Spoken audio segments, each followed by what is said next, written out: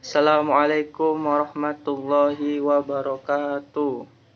Alhamdulillahirabbil alamin wa bihi nasta'in ala umurid dunya waddin. Asyhadu alla ilaha illallah wa asyhadu anna Muhammadan abduhu wa rasuluh la nabiyya ba'da. Rabbi shrahli sadri wa yassirli amri walul 'uqdatam min lisani yafqahu qawli. Amma ba'du.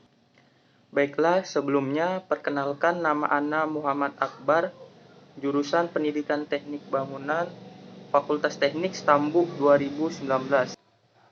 Di sini Ana ingin meresum buku Fikih Dakwah karangan Syekh Mustafa Mansur yang dibawakan oleh pemateri M. Reza Nurholis.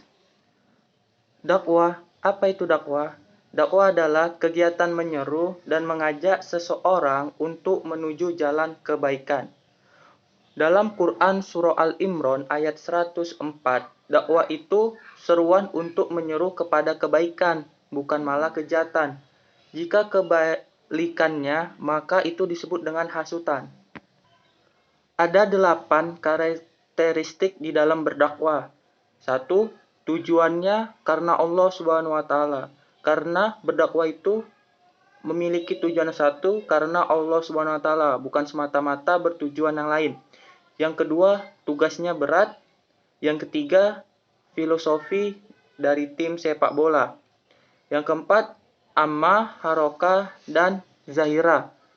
Yang kelima, dakwah jalannya sukar dan panjang. Yang keenam, dakwah pengusungnya sedikit. Ketujuh, dakwah mendapatkan pertolongan dari Allah Subhanahu wa taala. Yang terakhir, jalan pintas menuju surga. Adapun 3 marhalah ataupun tahapan dalam proses berdakwah. Yang pertama itu ada tahap pengenalan atau tahrif. Yang kedua, tahap pembinaan dan pembentukan atau tahwin. Yang ketiga, tahap pelaksanaan atau tahfiz.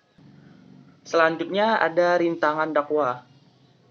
Dalam berdakwah, kita akan banyak mendapatkan beberapa rintangan, yaitu salah satu rintangannya, manusia berpaling dari dakwah, adanya ejekan dan olokan, penyiksaan, harta, tahta, dan keluarga. Ada 3 cara mengajak manusia menuju kebaikan. Yang pertama, lisan. Kita saling mengingatkan seseorang dengan perkataan agar selalu berbuat kebaikan. Kalau misalnya dengan perkataan kita tidak menggugah hatinya, selanjutnya kita menggunakan tindakan. Kita beri contoh perilaku yang baik kepada mereka. Apabila dengan tindakan juga tidak bisa, kita mengajaknya dengan doa. Kita doakan mereka agar terbuka hatinya, ingin ikut berdakwah di jalan Allah Subhanahu wa taala. Strategi dakwah masa kini. Yang pertama, jangan jauh dari Al-Qur'an dan hadis. Al-Qur'an dan hadis harus menjadi sebuah pedoman hidup bagi manusia. Yang kedua, sering ikut mentoring ataupun halaqah. Yang ketiga, semangat membaca dan menulis. Yang keempat, memenuhi karakteristik muslim. Selanjutnya ada 10 karakteristik muslim sejati. Yang pertama itu ada salimul akidah atau bersih akidahnya.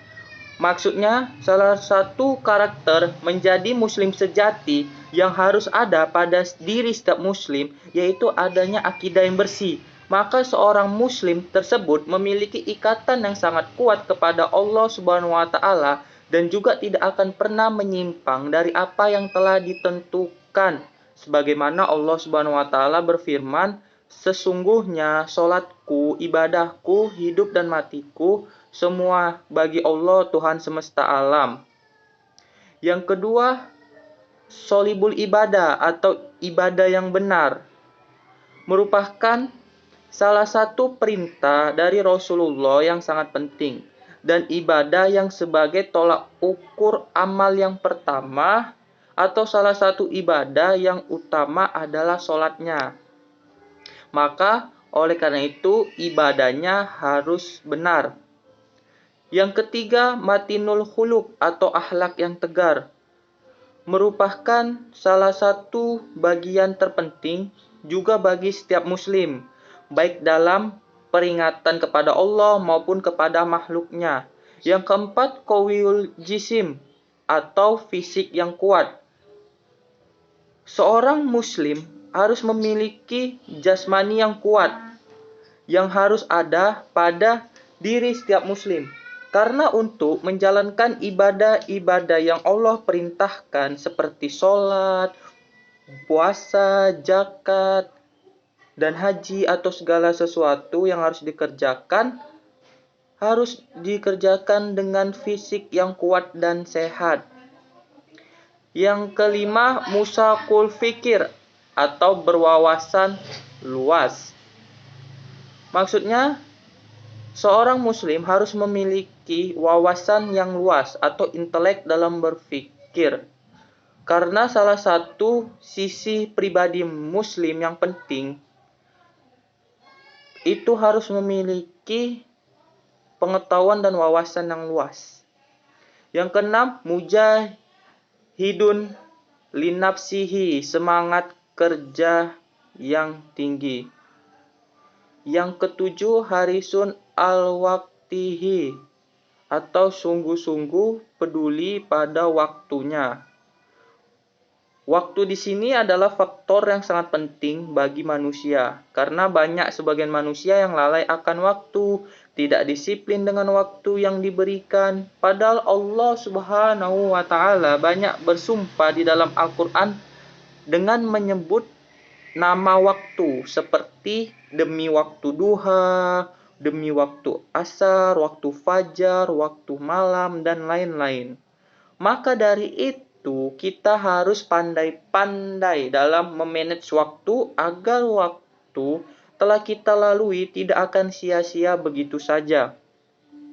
Yang kedelapan, manazamun fi sunihi atau teratur dalam semua masalah. Maksudnya teratur di dalam segala urusan, salah satu kepribadian yang harus berkumpul pada setiap manusia. Yang kesembilan, ada qadirun ala kasbi atau berusaha sendiri. Maksudnya mampu berusaha sendiri atau bisa kita sebut harus mandiri, merupakan suatu yang sangat diperlukan oleh muslim sejati. Yang ke-10 atau yang terakhir, nafi'un li ghairi atau bermanfaat bagi orang lain. Suatu tuntunan bagi setiap muslim yaitu dia harus bermanfaat bagi orang lain. Baik itu dari tenaganya, dia menolong orang dan menimbulkan manfaat yang baik bagi orang lain. Baiklah, demikian resum buku Fikih Dakwah karangan Syekh Mustafa Mansur. Billahi taufik wal hidayah. Wassalamualaikum warahmatullahi wabarakatuh.